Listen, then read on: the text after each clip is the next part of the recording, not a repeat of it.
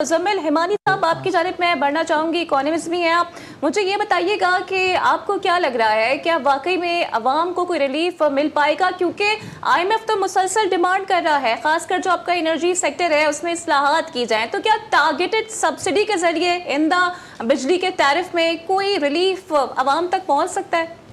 And Zara, with your question, I would want to add, Himani ये भी बताएं, you see new taxes coming up हमेशा की तरह? बहुत शुक्रिया सानी साहब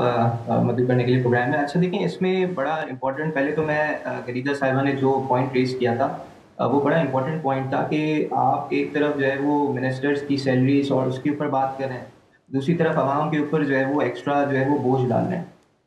तो जब तक आपके पास एक नया सोशल कॉन्ट्रैक्ट ऑन टैक्सेशन नहीं होगा, जनरली जो आम आवाम है, ठीक है, वो ये सवाल पूछ रही होती है कि भाई आपके पास फॉर एग्जांपल अगर आप टैक्स पे कर रहे हैं तो उससे मुझे मिलेगा क्या, ठीक है।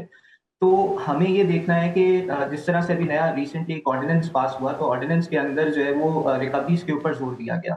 अब अगर आप रिकवरीज करते हैं और डिसीजन जो है वो टैक्स पेयर के फेवर में आ जाता है, तो इसका मतलब ये हुआ कि मेरा रिफंड क्रिएट होगा। अब ये रिफंड्स आपको भी पता है, मुझे भी पता है कि किस तरह से जो है वो कभी मिलना जो है वो इतना प्रैक्टिकली पॉसिबल नहीं है। अच्छा, जहां तक एडिशनल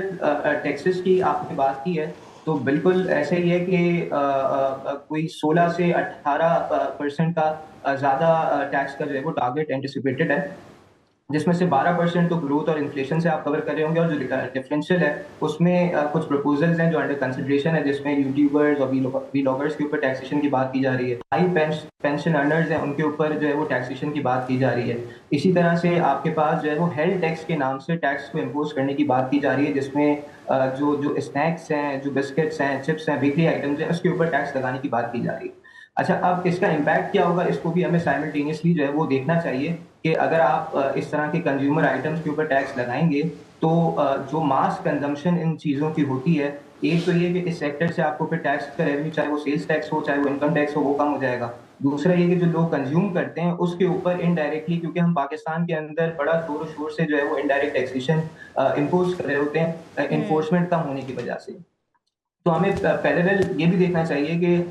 जो इनडायरेक्ट टैक्सेशन है पाकिस्तान में, उसको आप किस तरह से कम कर सकते हैं, ताकि जो जो आपका लोअर क्लास है, लोअर मिडिल क्लास है, उसको आप सपोर्ट कर सकें, और डायरेक्ट टैक्सेशन की तरफ जाना चाहिए, जो कि अनफॉर्चुनेटली पाकिस्तान के अंदर इतना एम्फेसाइज जो है वो नहीं किया जाता है।